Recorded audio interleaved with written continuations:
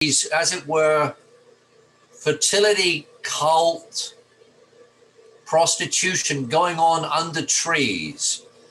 So then what you see in the Bible is you have Eve being represented by a tree, and Eve's love is the fruit of that tree, according to Father's interpretation. So you can imagine if this part of the book of Genesis was indeed written for the Canaanites. I mean, at the time when the Jews were entering Canaan and they're facing these fertility cults, this was a way to strengthen the Jewish men not to fall for the temple prostitutes. So this was a very real story for them. And this was an ongoing problem. Here you go. Mirek, why don't you read this? This is 2 Kings. So this is after David, by the way. This is later. You know, on that, after the United Kingdom, this is the time of the divided kingdom, okay?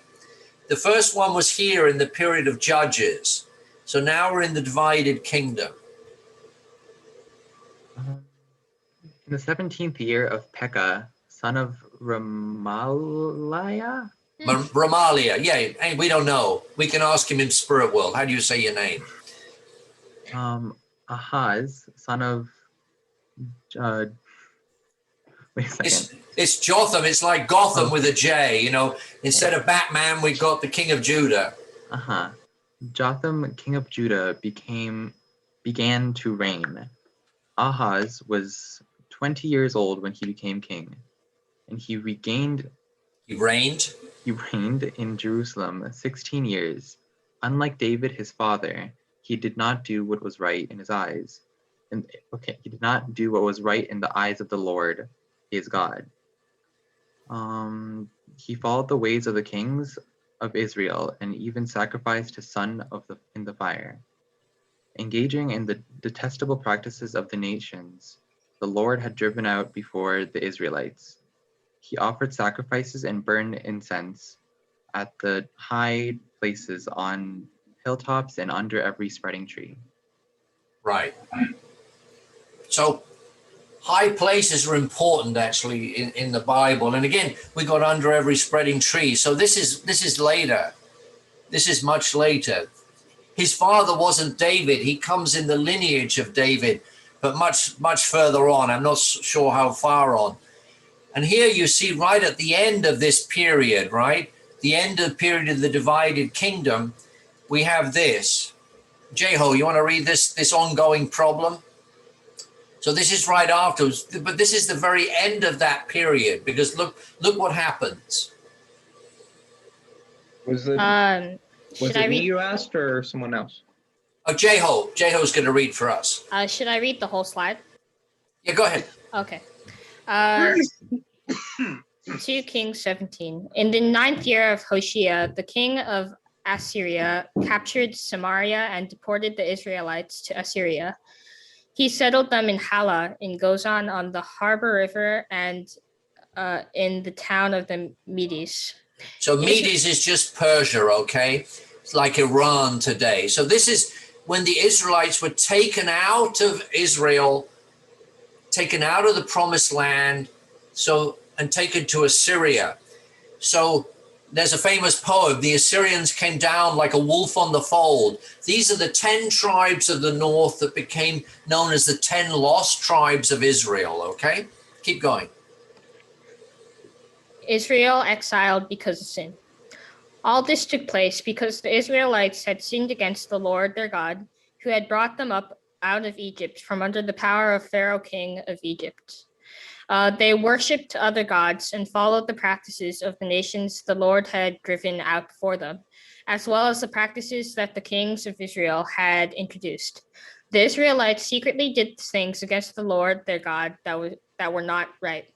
From watchtower to fortified city, they built themselves high places in all their towns. They set up sacred stones and Asherah poles on every high hill and under every spreading tree. Okay, so you get the picture here. So this is as it were, externally, what the fall of man is all about. It's about trying to keep some chips.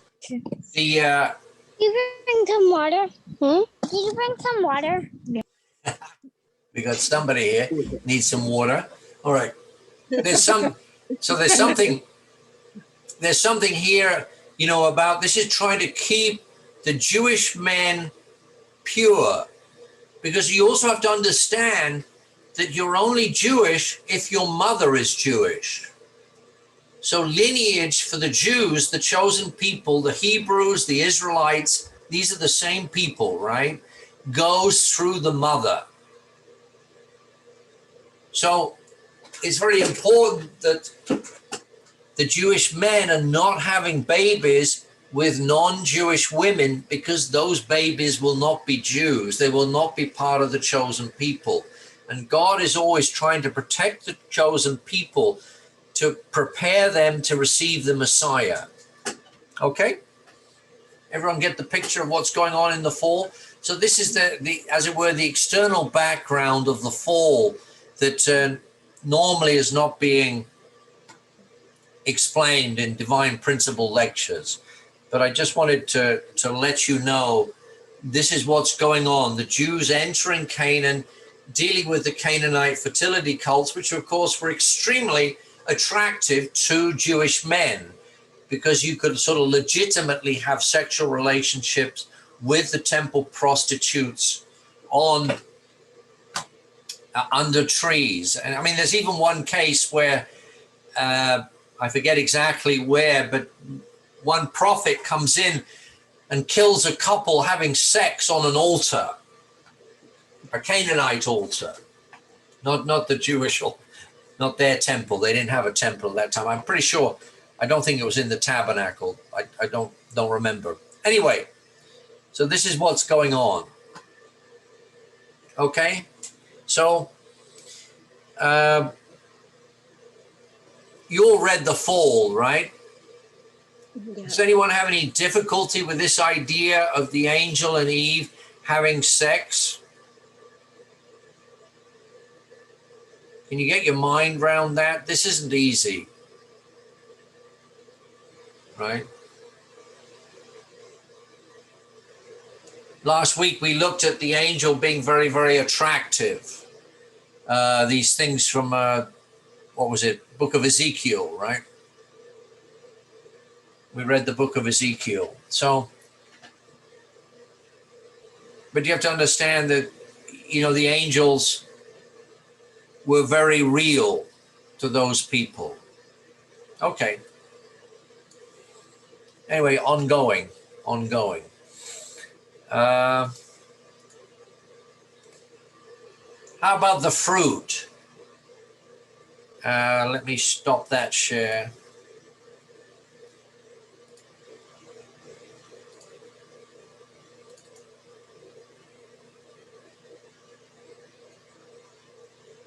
So, have you got this? You've got this, right? Yes. About the mystery of evil. So the fruit. So, and what comes out of the mouth of a man? Do you know? If you go to Matthew 15:19 or 15:17, it tells you. Has anyone got a Bible with them?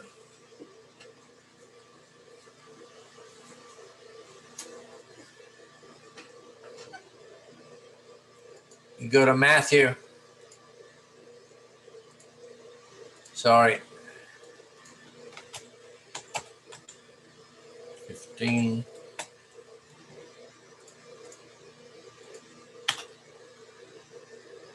It says, don't you see that whatever enters the mouth goes into the stomach and then out of the body? But the things that come out of a person's mouth come from the heart, and these defile them. And this is Matthew 15:19. For out of the heart come evil thoughts, murder, adultery, sexual immorality, theft, false testimony, slander. These are what defile a person, but eating with unwashed hands does not defile them.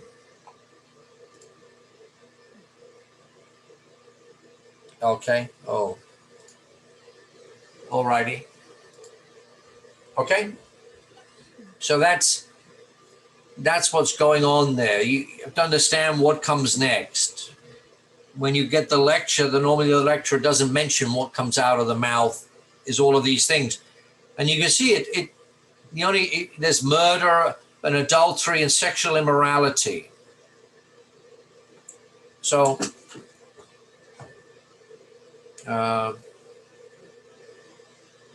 what was the fruit? So, when we look at the fruit in the Bible, one of the main places that you find it is this book that few people read. It's quite short, called The Song of Solomon. And it's actually all about sex. So with great delight I sat in his shadow, and his fruit was sweet to my taste. So as my beloved among young men. So she's talking about her lover. A garden is locked, my sister, my bride, a garden locked, a fountain sealed. Your shoots are an orchard of pomegranates with all the choicest fruits.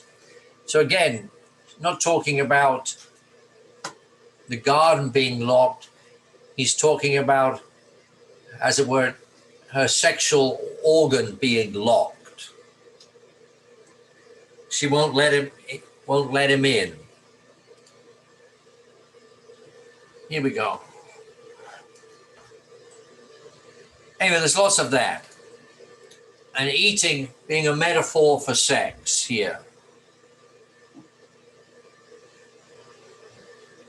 So there's lots of this stuff in the Bible, all right? So there's much more than we use in the principle. But you can see it here.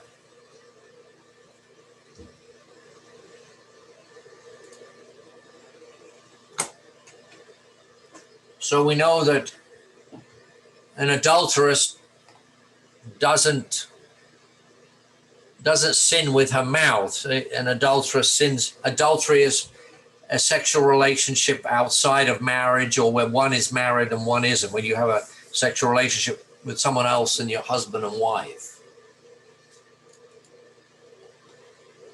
Anyway, so that's all pretty clear.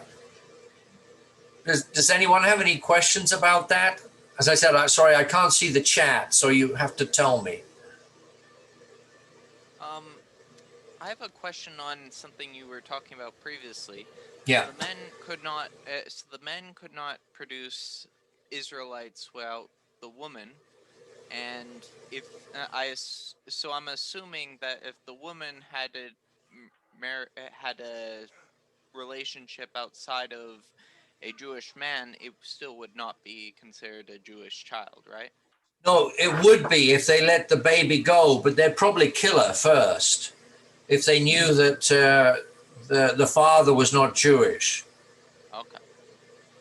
But no, that's the whole thing, that the child would be Jewish in the eyes of the law, because it just goes through the mother.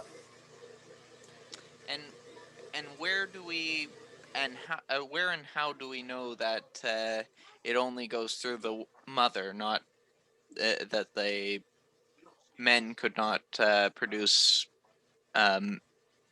Jews? It's in the laws. It's in Oh, okay. the laws are all in Deuteronomy and Leviticus. Okay.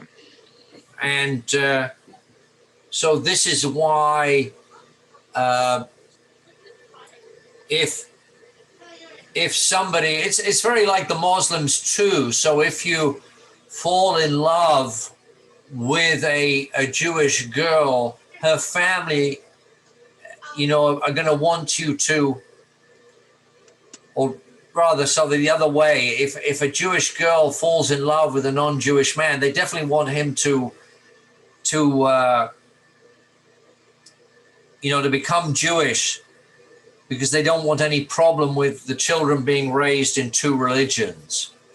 Because for the parents, the child is Jewish, for the grandparents rather, and the mother. When I was growing up, my best friend's father was Jewish and he was in love. He married a non-Jew, but she converted for the sake of his family, so that her children would be Jewish. And there's a whole process you go through. But you're right that normally they would want that person to convert, but especially if it's a Jewish man falls in love with a non-Jewish woman, then the family definitely wants the wife to convert. Otherwise, they'll put a lot of pressure on the daughter not to marry him. I mean, sorry, the son not to marry the non-Jewish wife, because the children would not be Jewish. But it's acceptable if they convert. I mean, there's a process. But okay, it's in, and so that would be why when they were returning from, I've heard from my mom that when they were returning from the Babylon, the guys left their woman, left it like it told their woman to stay there, and they went off back to Israel.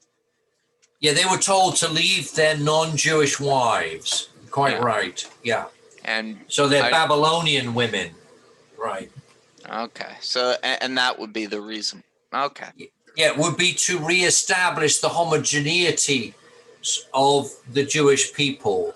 So especially the two high priests, Ezra and Nehemiah, that's what they were trying to do a lot, was to, as it were, re-separate or re-purify the Jews, beginning this 400-year period of preparation for the Messiah. You know, kind of like the Koreans. They wanted to keep, you know, the purity of Korean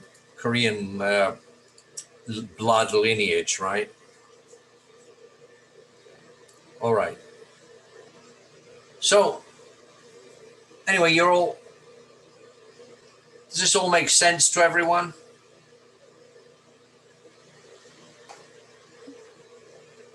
Okay. And then you're well aware of this, the sins of the angel. Like the angels, they committed fornication and followed unnatural lusts. Sodom and Gomorrah, this was, you know, as we know, a sodomite was a person, you know, this is male sexual relationship. So in English law, there was actually, you know, laws against sodomy, which is anal sex between men. And in the United States, every country has those laws. And sodomy laws, a relationship between men and men.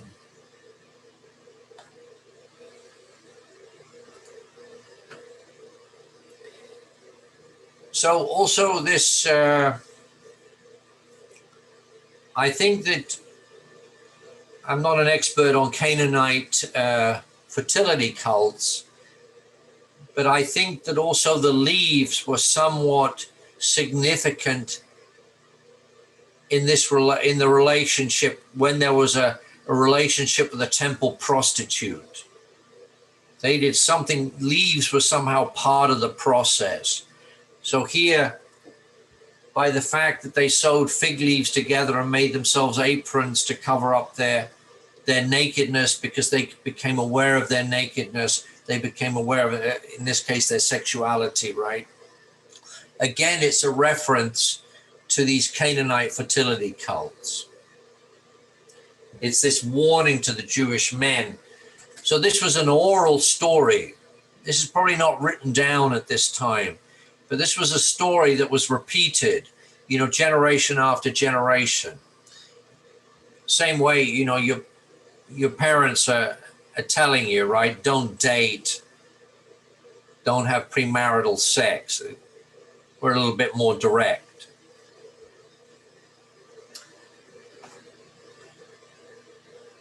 But if you do, it's not the end of the world. Don't worry. Don't worry.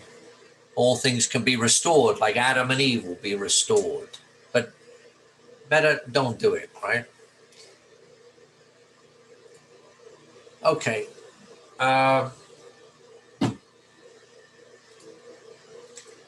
So then, do you get this? Is this fair that God loved Adam and Eve more? You've seen this diagram before. Some people think this is unfair, you see. Right? Is this unfair, John, Jackie, that God loved Adam and Eve more than Lucifer? No, it's not unfair. But I think that I wonder why it makes it more difficult when the divine principle states that he loved him more.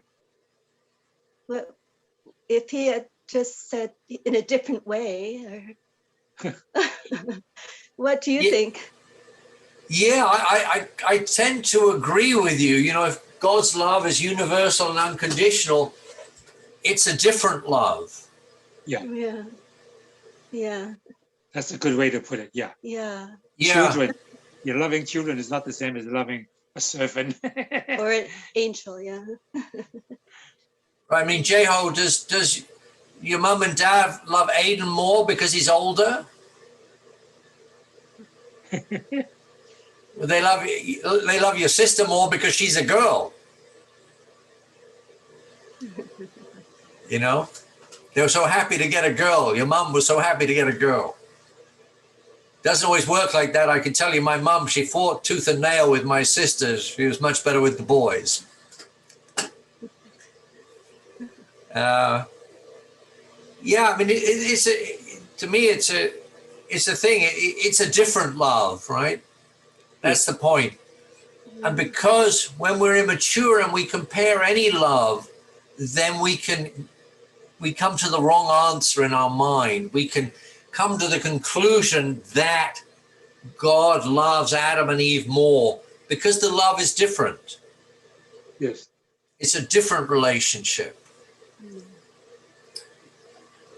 What the principle wants to say, it's more because the relationship between parent and child is closer than the parent between God and Lucifer, who was created as a servant. Yeah. But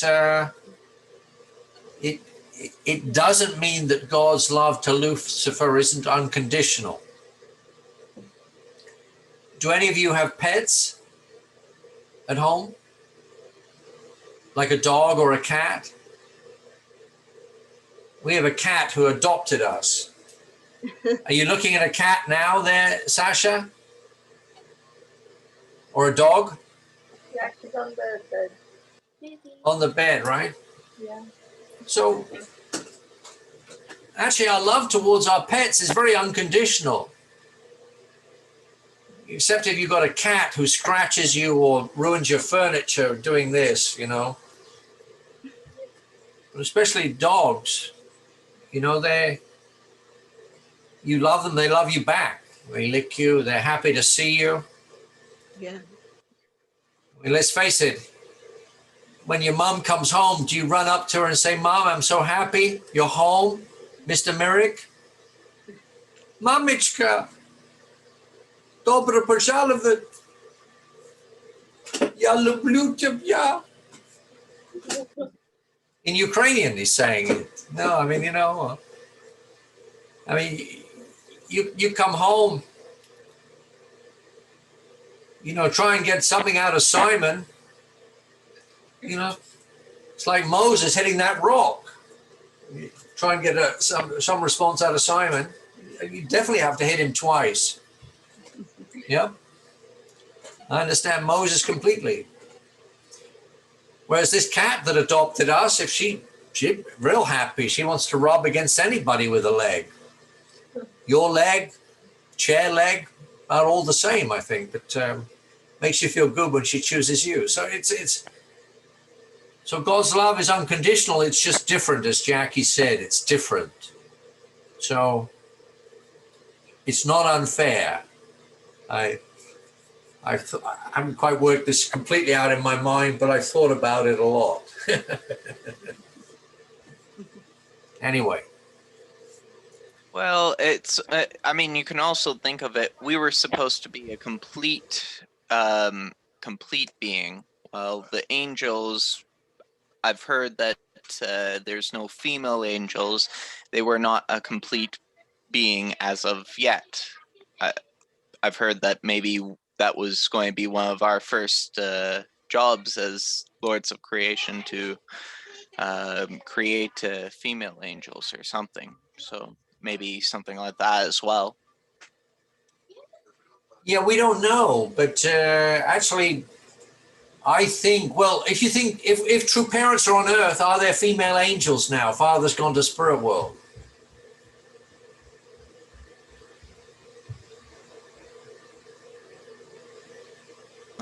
Anyone have a thought? Yeah, I think there are. Yeah, John thinks there are. Yeah. Yeah, because I heard that the True Father mentioned that eventually, after Adam and Eve become perfected, they would represent God to create. They inherit God's creative power, ability. So they would create a female angel for the angels. Yeah, yeah. It's That quite makes sense. interesting.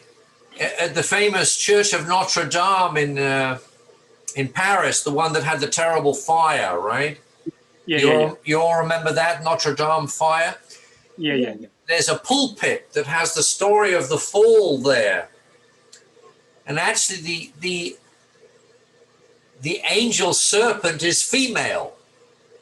I see. On that, I don't know who carved it. We don't know. Maybe they know. I don't know. I just know I remember being there and seeing that when I was quite young, having been back a few times, and it's quite well known because of that. Yeah. So I think also probably there are female angels at this point. Yeah. And Father was never definitive to say there weren't. You know, Father left a lot of things kind of unclear. He'd just sort of say, what do you think? And then people would say, and then he'd just smile and move on. But I heard that there are angels can appear to be anything to a person that will inspire them.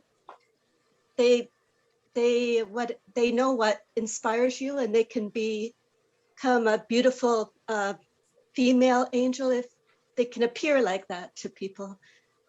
Yeah. What was the name of that Robin Williams movie where dreams may come? Yeah. What dreams may come. What dreams may come. So you young people, why don't you put it in, someone put it in chat. You should watch it. I don't know if it's on Netflix, but spirits become other beings in order to communicate, in order to influence Robin Williams, who's this spirit, this person. Anyway, what dreams may come. What dreams may come. It's a really great movie about spirit world. I think a lot of it's very inspired. We used to watch it we used to watch Ghost with the Russian students to help them open them up. And Ukrainian, when they came to United States in 1990 and 1991, to open them up to the possibility of spirit world, because of course they didn't believe in spirit world at all, being good communists. So anyway, here we have this issue, God, Adam and Eve and Lucifer, this triangle. And this reappears all the time in the Bible. So we got this situation with David, Uriah, and Bathsheba. What was it? Why did Judas betray Jesus? One theory is because Judas was supposed to offer his girlfriend Mary Magdalene to Jesus, but he wasn't willing to do this.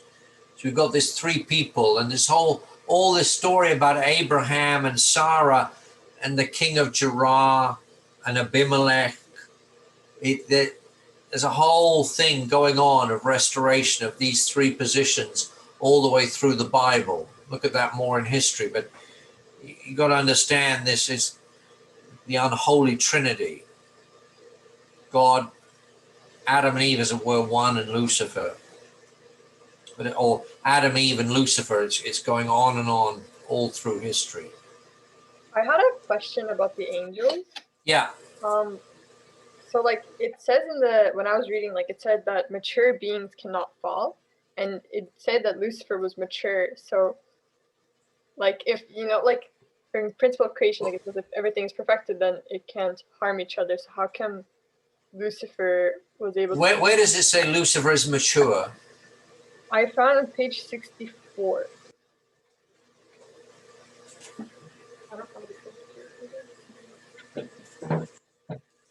I remember correctly, I don't remember seeing anything that said he was mature, but I do remember seeing something that said he appeared to be mature before Okay. Cool.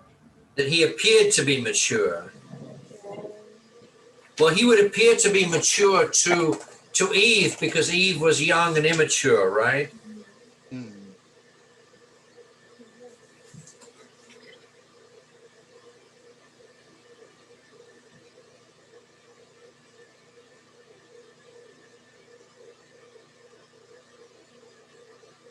Right.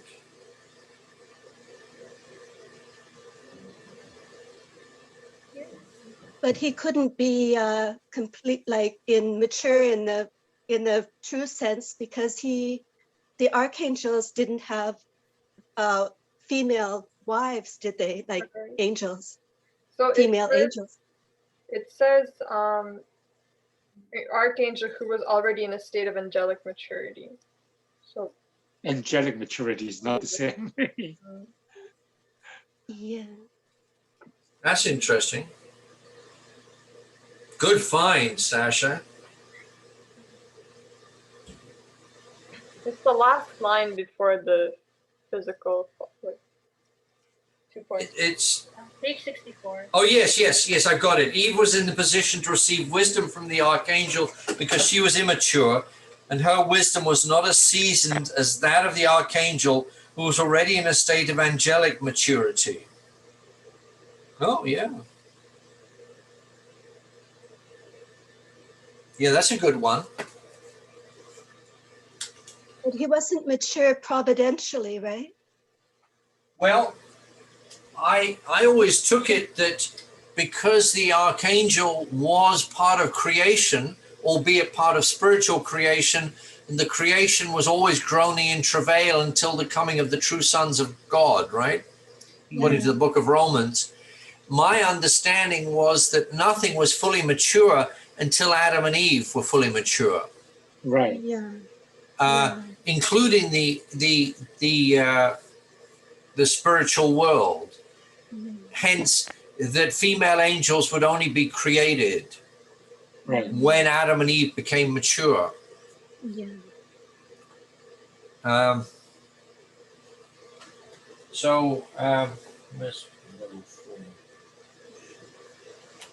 Hold on. When long time ago, when we used to do this is Spanish, but it's level 4, right? This is the principle level 4. It was a book with lots of diagrams, and we used this for, when we taught the principle. And it was always said that the intellectuals and the worthies were working on level 5, and that level 5 was going to include a lot more information about angels. But it never appeared. I don't know what came of that was a mission that not accomplished. But yeah, so that would seem to be a clear contradiction to me. That, I mean, angelic maturity means you can fall, you can contradict the will of God. I don't think so. I mean, I would. It's interesting. I mean, they did say that God had predicted that there could be problems with having Lucifer in the like between him and Eve being immature, but So maybe maybe because he's not blessed yet, there could be problems. Like but I'm not sure. Well, yeah, I mean, after the fact, we tend to interpret the commandment as meant to protect Eve from Lucifer, but who was the commandment given to? Adam and Eve. Adam and Eve. So the commandment was primarily to stop Adam and Eve having premature sexual relationship.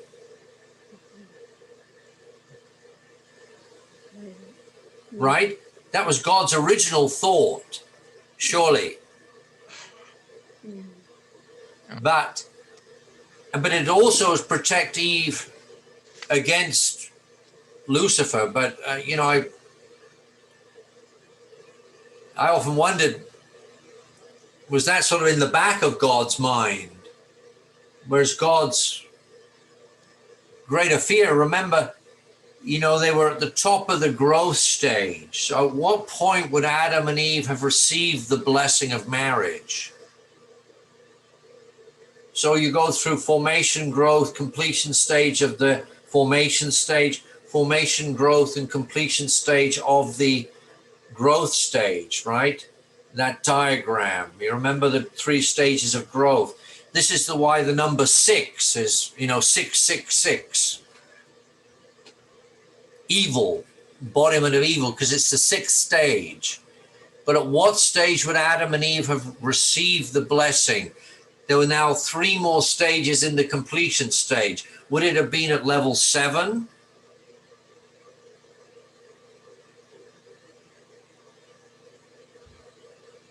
Or would it have been when they went through level 9?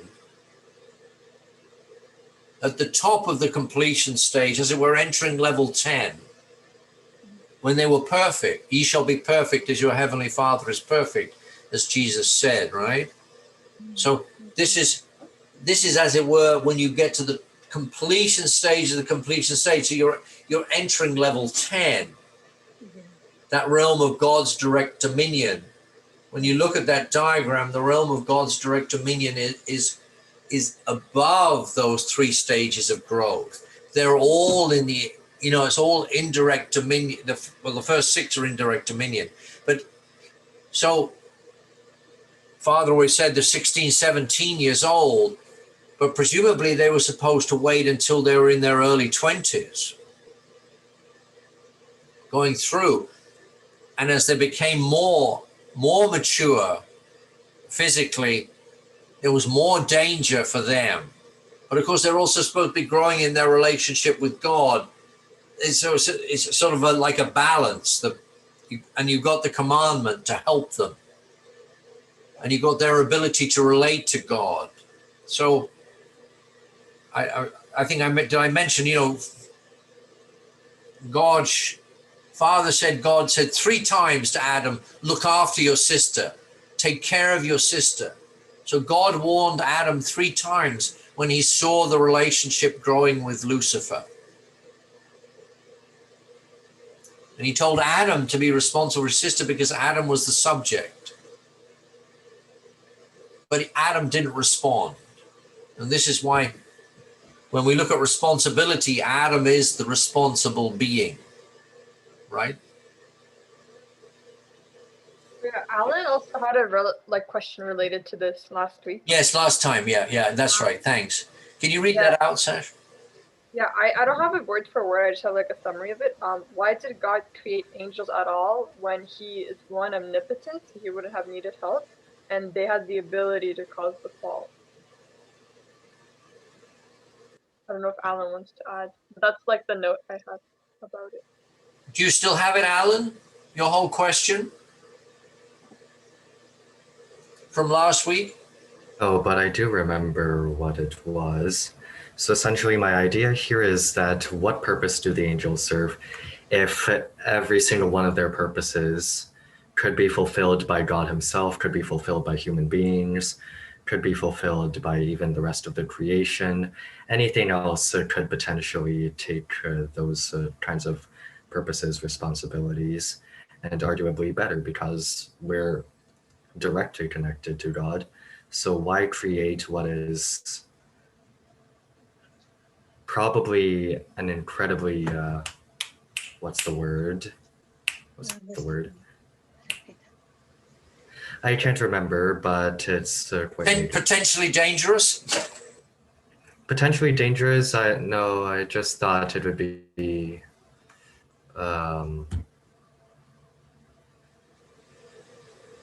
I don't know. I don't remember the correct term, but it would be a bit bad of me to describe them this way.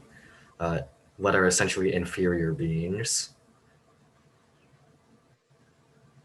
So why create them at all? So who can answer that? Why did God create the angels?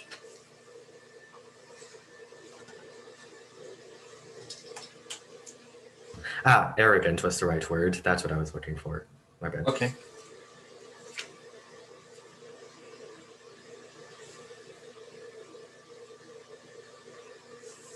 Well, maybe he wanted to share his creativity and his characteristics with the angels as well, and so the angels, he would delegate to the angels so they why not more human beings? Help him. Pardon? Why not human beings? Human beings can serve that purpose as well, and they're already higher level beings. Well, what does the principle say about the angels in the? If I remember correctly, angels are supposed to be ministering spirits. They're servants. Yeah. But I don't get why servants are necessary if God is omnipotent. Well, he needs to communicate. I mean, what the principle says is they assisted God in creating the universe. Which I don't really get. So you don't know. Yeah, I mean, see, one thing is we don't know about the process of creating the spirit world, right? Spirit world is kind of mystery to us. So my assumption is the same way that we build things in the physical world, right? Human beings, angels created things in the spirit world. Personally, I think it's because still God, because the angels have form, right? Mm-hmm. So the angels have a spirit body. Mhm. Whereas God is, what is God? Invisible. God has no form. It's formless. Right. So God has, we say God has universal prime energy. Right. And that energy creates the force of give and take action. Right. So clearly God has spiritual energy, but God doesn't have spiritual form. Yeah, that's right. And yet, I guess if the argument here is that he's unable to create things with form, he has to rely on other beings for that. He was able to create the angels, and the angels have form. Yeah. And that's, of course, again, it's one of those mysteries. It's like, how does the spiritual convert into the physical? So how does spiritual energy become physical energy? Change of vibration. I'm way beyond my ability to imagine or understand scientifically another way. Yeah. So there's a question about, how did God form the angels? But clearly God formed them. And, what the principle says is that God said, let us make man in our image and likeness. So is God talking about mother and father God, or is God talking about the angels and my being? I do believe the DP does specify it's referring to God specifically. Actually, the DP says it's referring to God and the angels. Well, still God is in there as well. Right. And And that would include the mother as well, the mother God. Yeah. yeah, I mean, I think we've gone more to the mother God now. I'm not sure in the original time how much there was mother God around. The Koreans being pretty male, especially the creators of the principle, even father himself, pretty masculine fellow. Oh, yeah. But it's a good question, Alan. And I think, you know, obviously God uses the angels as messengers, right? Yes. So he's able to, but this is in the fallen world. So again, and he obviously had an idea for them as educators for Adam and Eve. This was a very critical function. So how would God have educated Adam and Eve without the angels? The thing is here, it says that Adam and Eve were able to speak with God directly anyways. Yeah, but True, but how much? What about did when he they're tell them? younger? What about when they're younger? I don't see why that would really change so much. Well, their spiritual senses have to grow, right? Would God have been able to communicate with them from the beginning? I mean, if we're talking about their physical development, then I remember someone mentioned that True Father in turn stated that Adam and Eve did have umbilical cords, as in they. That was me. That was me. Yeah. Oh, okay. Probably. I mean, yeah, maybe the angels raised them, and well, that was the idea. That was the idea. Yeah. And they might have also been what was watching over creation during the time. I mean, given the fact, I mean, we have there's different ideas on Darwin's theory of creation, where we evolution. You have to say evolution with Darwin. Yeah. So I mean, there's different ideas on that. So I mean, maybe they were maybe through the angels, God was monitoring, because I don't know how God would control evolution of the beings without directly interacting with the earth, which I mean, is supposed to be our role. Yeah, that's true. But considering that human beings are the only ones with free will, I don't see why God couldn't interact with them that way. Well, the angels have some free will, clearly. Jackie, go ahead. Well, I was just thinking maybe God created angels to help his children to understand the concept of spiritual, us having a spirit, eternal world, in the, like becoming a spirit after we die, like an example to help us, educate us in that way. Yeah, I mean, also we've no idea what the angels do in spirit world. I mean, I tell you just one anecdote from the spiritual world. Hi, New Saibai, I see you're here. Are you all right? Are we boring you? You okay? Speak. Yeah, I'm all right. Thank you. All right.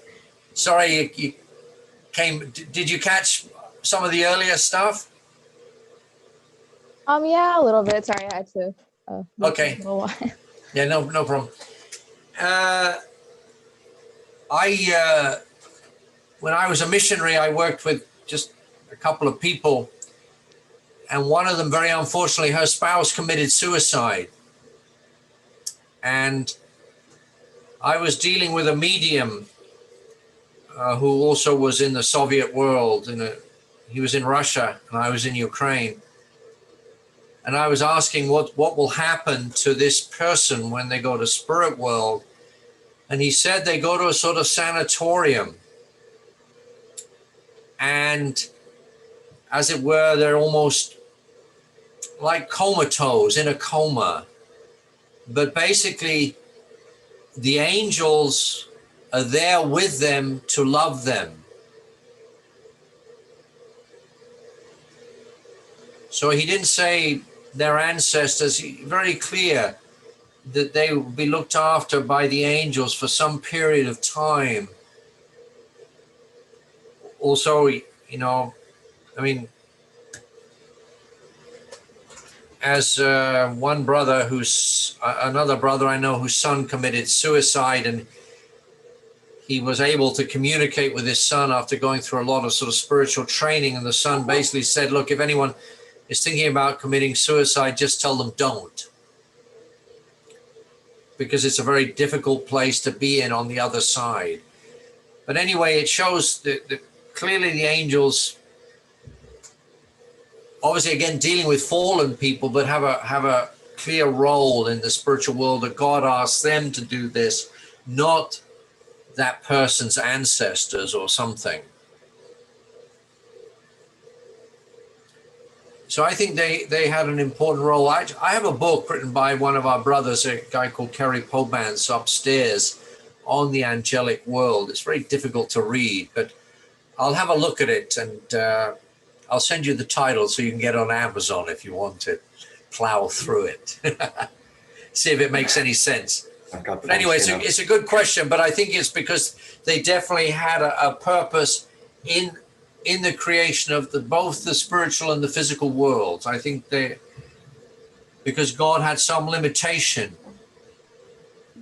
and as we know, God had a plan for his creation, and all that plan included the angels, so that they're a part of that.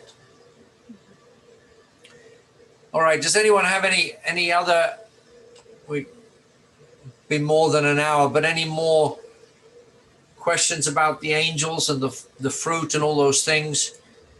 Yeah, Reverend Stewart, I have always been wondering if you know why in the Christian traditions that when they show pictures or paintings in the past, that angels always have wings. Where did that idea come from? Do you know? I'm sure they don't have wings, but where did that idea come from? Give the artists and painters the impression or the idea that the angels have wings. You know where that idea come from? I think it's because in spirit world things move at the speed of thought. Okay. So if you think you're somewhere, you're there. Yeah, right. And if you think of someone, they're there, or you're with them, they appear. Right. So therefore, the angels are, can move so rapidly. It must be because they had wings, because the only things that moved that rapidly were birds, right? Yes. Okay. Thank you. And Reverend Stewart, I wonder, do you know if Dr. Lee in the spirit world, who wrote the book about the spirit world, if he is still communicating with True Mother, or if you know anything, if he can still continue to give guidance about the spirit world? Yeah, he was communicating through Young Soon Kim. She was the wife of the National Messiah to Australia. Right. Yeah. I'm not sure. I mean, there have been various things have come out, but nothing sort of authoritative or definitive. Okay. Yeah. And maybe it's not the right timing. Well, I think the time was before, and for you older members, you may have noticed that the lady who began the whole Champion Providence never mentioned him. Oh, yeah. Oh. And there was I was actually at East Garden when Father asked them to embrace each other. And it was not a loving sisterly embrace. There was clearly, there were two parallel as were channels of revelation or communication from the spirit world going on at that time. And, you know, and they both sort of dried up in a sense, because there's a time, things happen with time. In the very beginning of the church, you have to understand, also Father was very spiritually open. Right. Yeah. So Father would ask people, why don't you tell everyone about your dream last night? He would tell some sister or some brother, or he would say, you know, you were thinking about this Bible verse, or he knew which sisters had had trouble with their husbands, even though they hadn't told him. Mhm.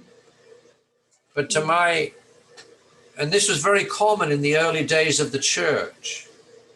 And of course, this when Father, you know, he talked about in his book, right, Global Citizen, about, you know, that experience, when he talks about his experience with Jesus and what happened after, communicating with God and Jesus and the saints and the prophets of spirit world frequently. Right. But I don't think he did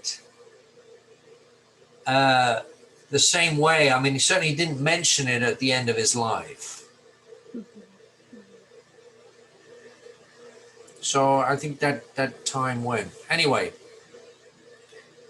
it's good for you young people to know, you know, about that. Our church was a very spiritual church in the early days. So different now. It's a kind of mental church, and most of your parents follow true parents because of the principle. They were convinced by the principle, right? Mhm. Did you talk to your mom and dad about their spiritual experiences? Or was it just the principle? That's what it was for me. But it was completely different. Those first members in Korea, most of them came because of revelation, spiritual things, and early members in the West too. I was talking to somebody who was going to go to Europe yesterday. She was in Minnesota, and her friend had been to the church in the famous camp at Boomville in California for 2 weeks and came back and said, oh, I met these interesting people. You'd like them. They got this place. And even though she was already planning to go to Paris, going to Europe, right away, Spirit World told her, you have to go there. And when she's on the plane, actually something appeared to her and said, when you get to California, you have to move in. You know, completely spiritual person. She's still waiting to go to France. So many years later, you know, but this is very rare, but that was actually much more common. So, you know, spiritual senses. I mean, I hope Father also said, you know, one time how evil would be overcome. This is the big thing, you know, if this freedom from original sin works for all you excellent young people, what should happen? Actually, you should sin less. What is sin? According to the principle, there are 4 types of sin, right? Mm-hmm. But what's the definition of sin?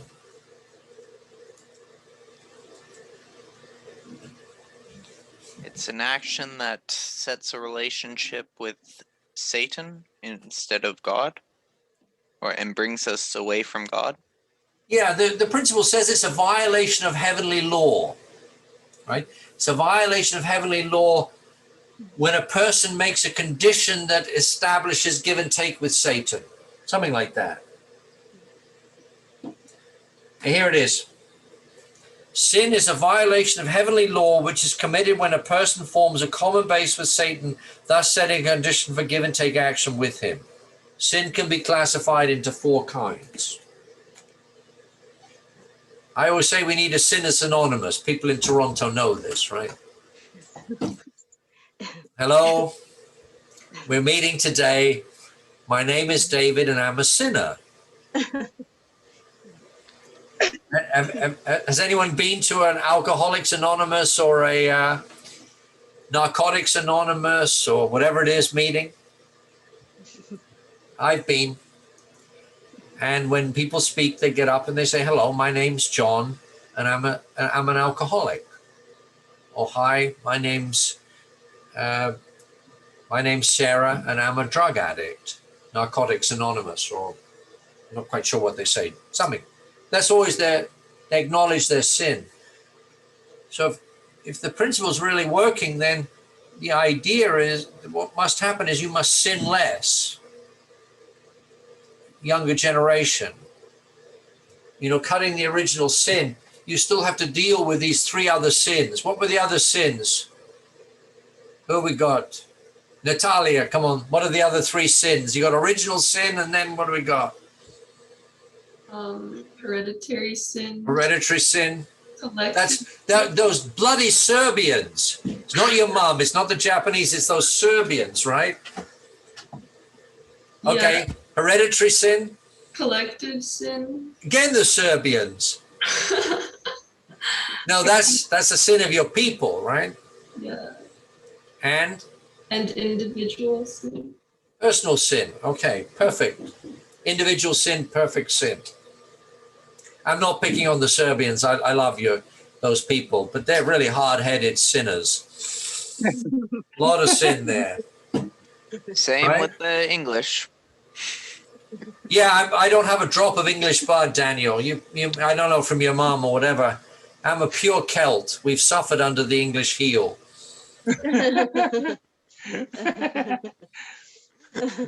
I better not do one of those DNA tests and find I have got some English blood. All right. So actually, this is what we're trying to do. And one time, Father said that one way we're going to overcome sin is that in every family, a spiritually open child would be born. So maybe one of Jeho's children, and that child would point out when people sinned and basically shame them into stopping sinning. Oh, God. Awful. But anyway, that's what Father said. So careful of your children, Jeho. One of them starts, pointing out the shortcomings of the older generation. Grandpa, what are you thinking? Talking to your dad.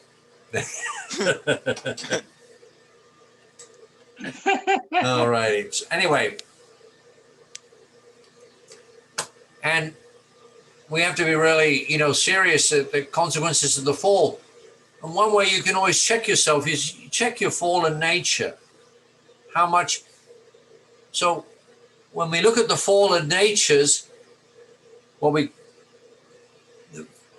are the fallen natures? Justin, what was the first fallen nature? Do you remember?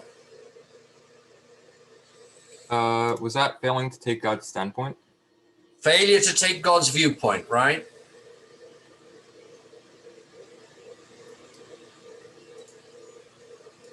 What's the second one? Queenam. First one is failure to take God's viewpoint. Second one, he's getting the principle. Oh. No, I remember the fourth one. What's the fourth? Okay, we'll go to number 4. What's the fourth one? Reversal of dominion, I believe. Actually, reversal of dominion is number 3. Ah. Okay, what's number 2? Jeho, Miroslav, Mirek, you're playing a computer game, you're listening to me. You're doing both. I know, you're a talented boy. What's the second fallen nature? Your daddy would know. I don't know. You don't know. Anybody? Yeah, leaving one's proper position. Leaving your proper position.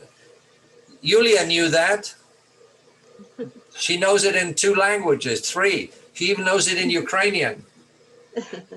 4. The number, she's becoming a polyglot. A polyglot is someone who speaks many languages. I think you have to know 5, though. My daughter-in-law is a polyglot.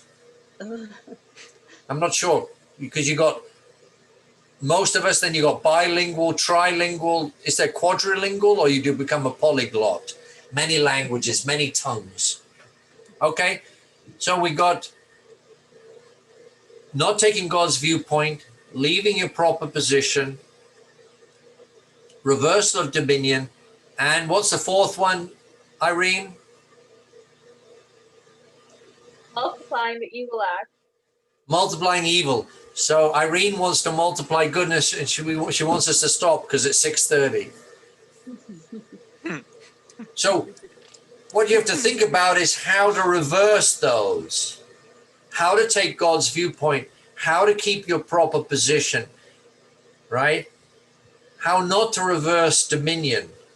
Do you understand reversing dominion? Mhm. Do you understand what this really means? And what does it mean? Leaving a position of responsibility means being irresponsible. We have a basic nature of irresponsibility. So Adam blamed Eve. Eve blamed the archangel. They didn't want to take responsibility. And leaving our proper position, leaving reversal of dominion is when we want to dominate someone who we should receive guidance from, like our parents. Today I was trying to guide my beloved son Mikla in the garage to do something, and he turned around and shouted, "Chillax!" He didn't want my guidance. So I said, okay, bye-bye. And then multiplying evil, multiplying goodness. So you can check. You can check yourself this way. Very easy. Just check the opposite. And it's now 6:30, so we should stop. We should have got further. But just very quickly, this is the other way of looking at it. Loss of the first blessing, loss of the second blessing, loss of the third blessing. We don't talk about that in the lectures or the book normally, but this is another way of looking at what was lost. We lost the 3 blessings. Okay? Okay, Sash, back to you. Irene gave us the signal. I was doing multiply, the 3rd. Oh, you're multiplying. Oh, no, it was good when Yeah. when I would be talking in the morning on holy days in Venezuela. My boys would always be going like this. Stop, we have to go to school. You have to take us, right? Something like that. All righty. Thank you. Yeah. If you have any more questions, write them down. Thank you. Thank you. Thank you. Uncle So Dave, maybe we should read the next chapter, eschatology. Long word. Ontology. Yeah, next chapter.